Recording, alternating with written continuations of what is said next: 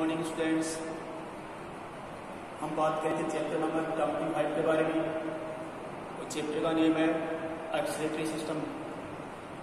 तो कल हमने बात की थी, कल हमने 3 टॉपिक के बारे में बात की थी, एक्सीलरेशन, एक्सीलरेटरी प्रोडक्ट एंड एक्सीलरेटरी ऑर्गन के बारे में। तो सबसे पहले तो हमने पढ़ा था एक्सीलरेशन क्या होता है।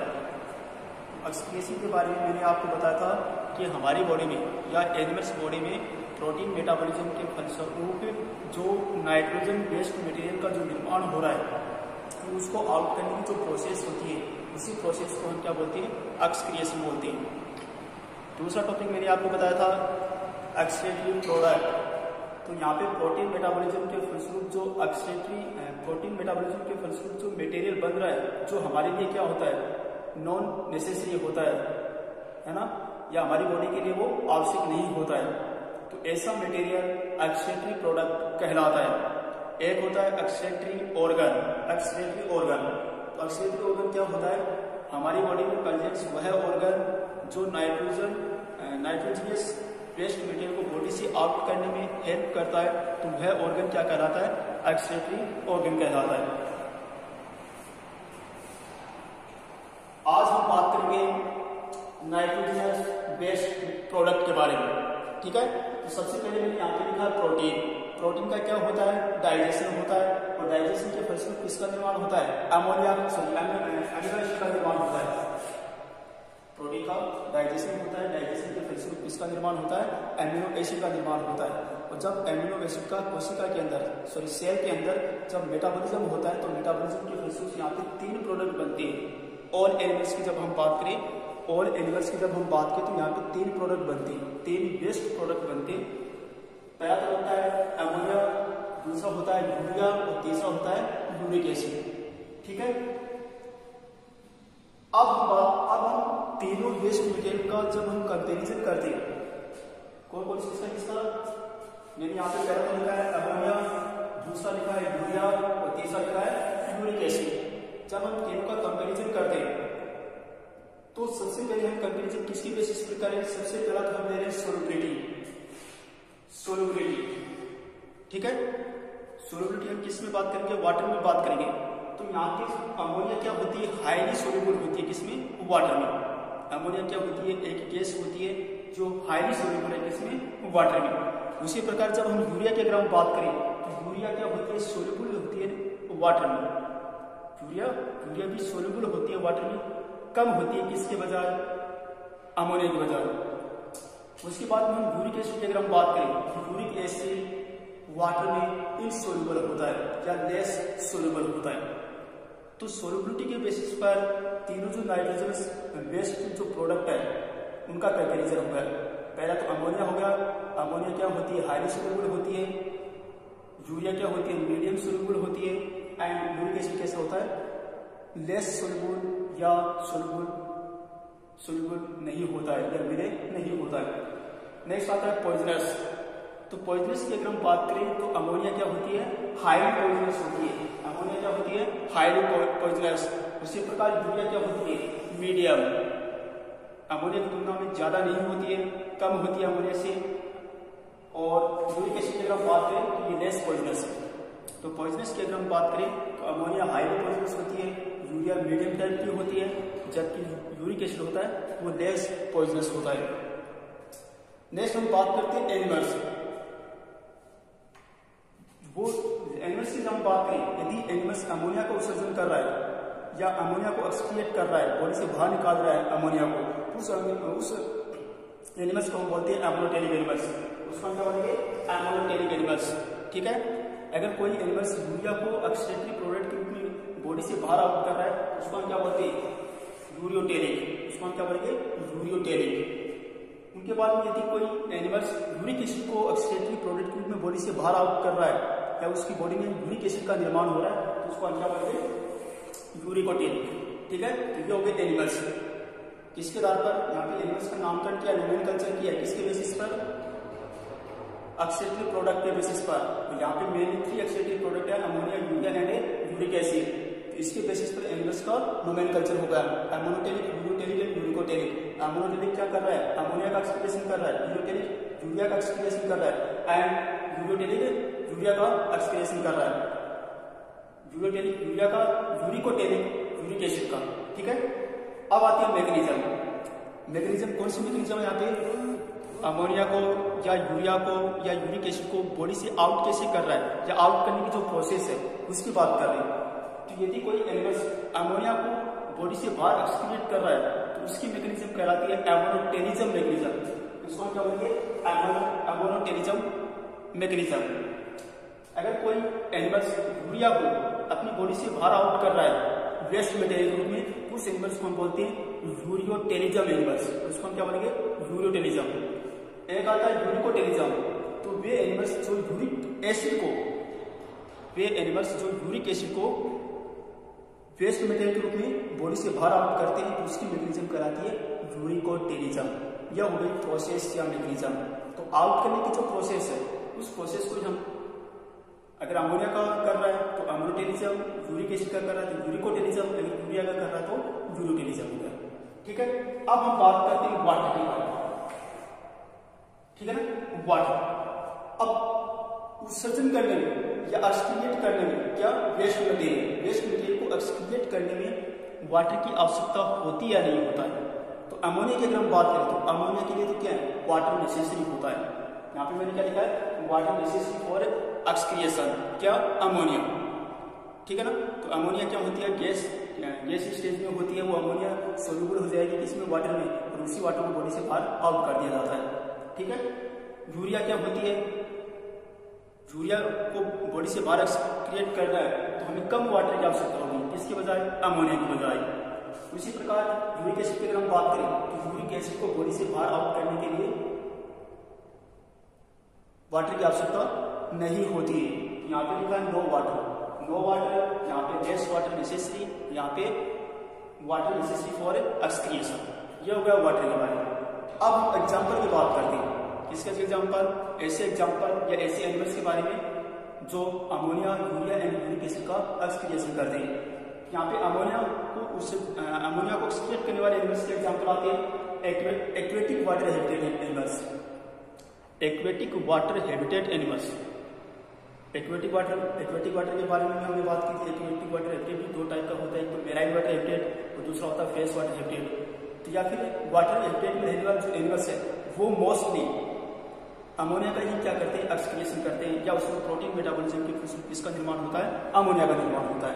ठीक है, तो इसी प्रकार जब हम यूरिया का एग्जाम्पल की बात करते हैं तो यूरिया का एग्जाम्पल आता है बोनीफिश, एम्फीबिया एंड मैमल्स। ये इसके एग्जाम्पल है। क्या कहता है? Bony fish, amphibia and mammals urea के एग्जाम्पल, क्या यूरियोटेनिक प्राणी जिसमें एनिमल्स है। उसी प्रकार जब हम यूरिक एसिड की बात करें तो यूरिक एसिड का एग्जाम्पल आता है इंसेक्ट, रेप्टाइल्स एंड मैमल्स। और मैमल्स में भी कौन से होते हैं? Mostly desert animals like camel वगैरह, कैमल है, हेमिडेक्टाइलस, सम स्नेक्स स्पीशीज है। तो ये इसके एग्जाम्पल है। तो ये हो गया एक्सट्रैक्टिव प्रोडक्ट या नाइट्रोजनस वेस्ट मटेरियल। ठीक है, तो नाइट्रोजन वेस्ट मटेरियल के बारे में आपको किस चीज के बारे में बताना? आपको ammonia, urea and uric acid. Ammonia के बारे में आपको क्या बताना है? अमोनिया हाईली पॉइजनस गैस होती है जो वाटर में सोल्यूबल होती है। ठीक है, जिनको बॉडी से ज्यादा समय तक हम बॉडी में स्टोरेज नहीं कर सकते, क्योंकि हाईली पॉइजनस है, ज्यादा समय तक या लॉन्ग टाइम तक हम बॉडी में इसको स्टोरेज नहीं कर सकते।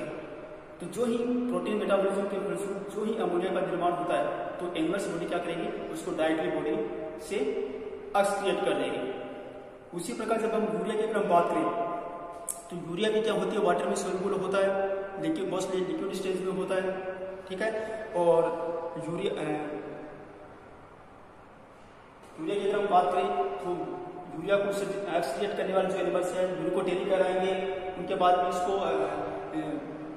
बाहर निकालने के लिए, एक्सक्रिएट करने के लिए कम वाटर की आवश्यकता होगी, और इसके एग्जाम्पल आते हैं मैमल से, एम्फीबियन एंड से, रेप्टाइल्स आते हैं। इसी प्रकार यूरिक एसिड की अगर हम बात करें तो यूरिक एसिड क्या होता है? लेस सोल्यूबल होता है वाटर में, लेस पॉइजनस होता है, सेमी सॉलिड स्टेज में होता है। इसकी स्टेज कौन सी है? Semi solid stage.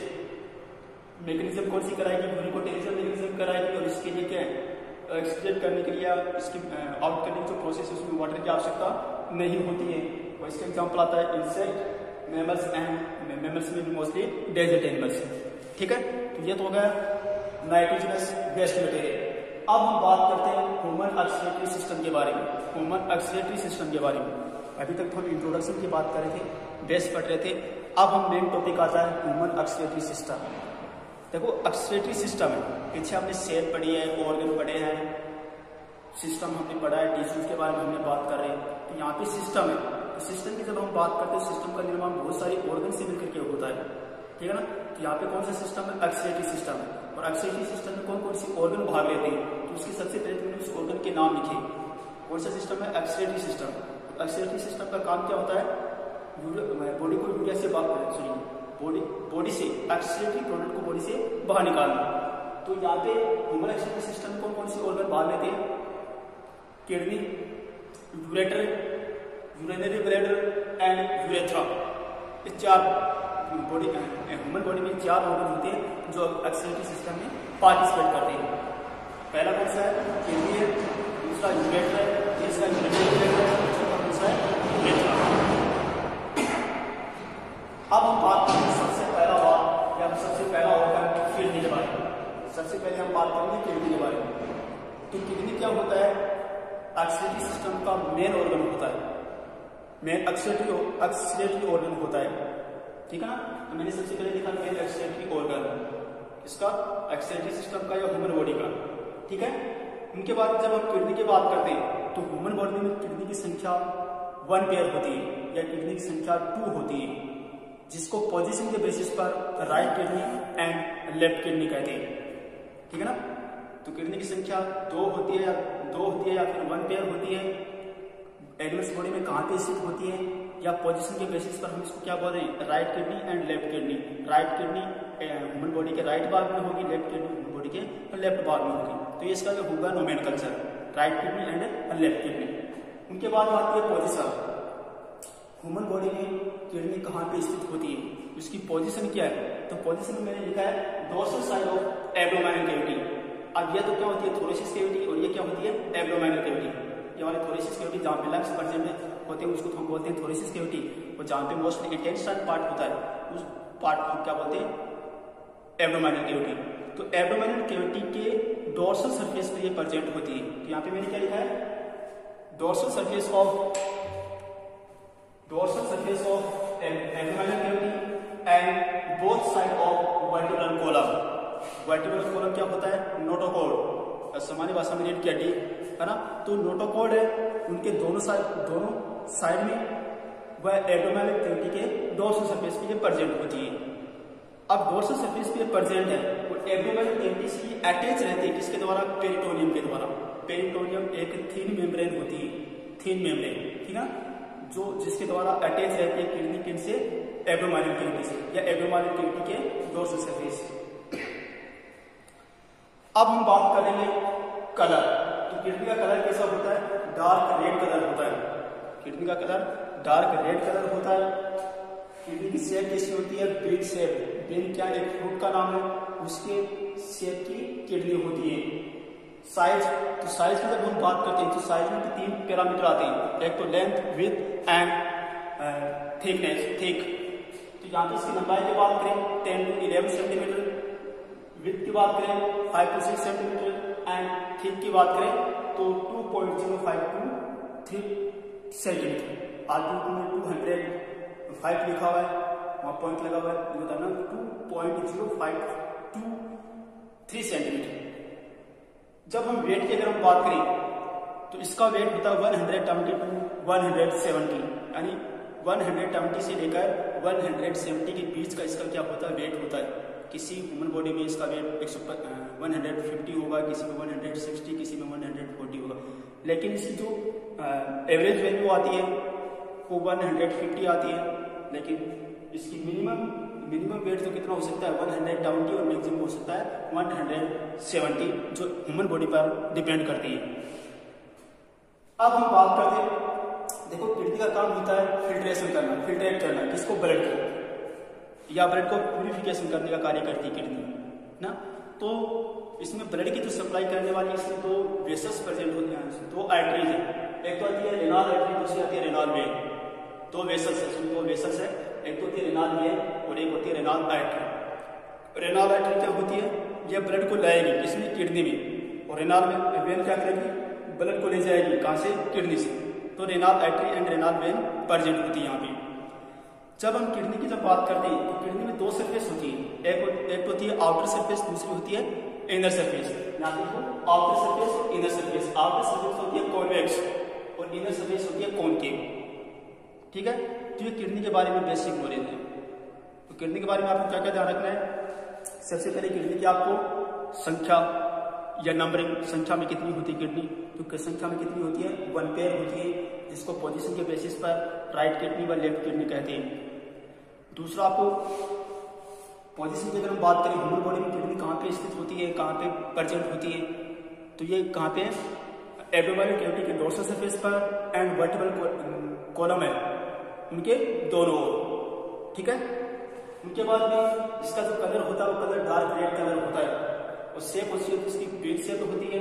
साइज से हम लेंथ की बात करें तो 10.11 सेंटीमीटर, विड्थ की बात करें 5 to 6 सेंटीमीटर एंड थिक की बात करें तो 2.05 to 3 सेंटीमीटर होता है। इसी प्रकार से जब हम वेट की बात करें तो इसका minimum weight 120 and maximum weight 170 है। इसमें ब्लड की सप्लाई करने के लिए दो प्रकार की वेसल्स प्रेजेंट है, renal arteries and renal when, ठीक है। और renal artery and renal when की अगर हम बात करें तो रेनाल आर्टरी तो क्या कर रही है, ब्लड को ला रही है, कहाँ से, हार्ट से ब्लड को ला रही है किडनी में, और रेनाल वेन क्या कर रही है, किडनी से ब्लड को ले जा रही है कहाँ पे, हार्ट में, रेनाल वेन, ठीक है।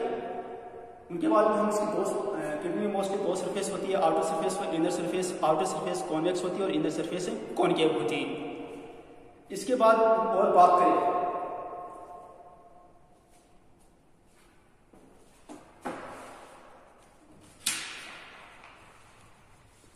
किडनी की, जो दोनों किडनी की अपर सरफेस की ओर, ऊपरी सतह की ओर या अपर सरफेस की ओर एक ग्लैंड पाई जाती है जिसका नाम आता है एड्रिनल ग्लैंड।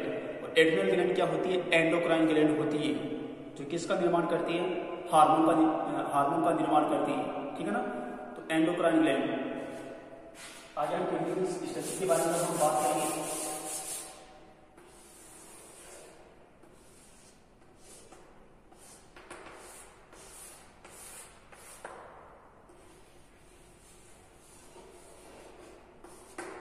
किडनी की स्ट्रक्चर ऐसी होती है समथिंग, तो यहाँ पे इसकी जो किडनी की अपर साइड पे क्या पाई जा रही है, एक ग्लैंड पाई जाती है जिसका नाम आता है एड्रिनल ग्लैंड, जो कि एंडोक्राइन ग्लैंड होती है, तो किसका निर्माण करती है, हार्मोन का निर्माण करती है, हार्मोन का फॉर्मेशन करती है, ठीक है। तो इसके बारे में देख लेना। सबसे पहले तो आपको 3 नाइट्रोजन जो वेस्ट मटेरियल है, ammonia, urea and uric acid, ठीक है। Ammonia, urea and uric acid को आपको कंपैरिजन करना है, किसके आधार पर सोलबिलिटी है, पॉइजनस कितनी है, एनिमल्स को हम क्या बोलेंगे, मैकेनिज्म क्या कहना है कि आउट करेंगे तो उसका मैकेनिज्म क्या है, उसको बाहर निकालने के लिए या एक्सट्रैक्ट करने के लिए कितना वाटर चाहिए और इसका एग्जाम्पल क्या है, ठीक है। उनके बाद में ह्यूमन का एक्सक्रीटरी सिस्टम में, ह्यूमन के excretory system mostly 4 organ participate करते हैं। कौन कौन सी है, किडनी है, यूरिनरी ब्लैडर है, यूरेथ्रा है एंड यूरेटर है, ये 4 ऑर्गन है। सबसे पहला ऑर्गन हम पढ़ रहे हैं किडनी के बारे में, तो किडनी के बारे में आपको यही बताना है, नंबरिंग आपको याद रखना है, पोजीशन कहाँ पे, ह्यूमन बॉडी में पोजीशन क्या है, कलर क्या है, शेप, साइज और वेट क्या है। उनके साथ में ब्लड की सप्लाई करने के लिए जो 2 प्रकार की वेसल्स है, renal artery and renal when है, उनके बाद में आउटर सरफेस और इनर सरफेस, उनके बाद में एड्रिनल ग्लैंड, ठीक है ना। तो इनको आप अच्छी तरह से याद कर लें, ठीक है। Okay, thank you.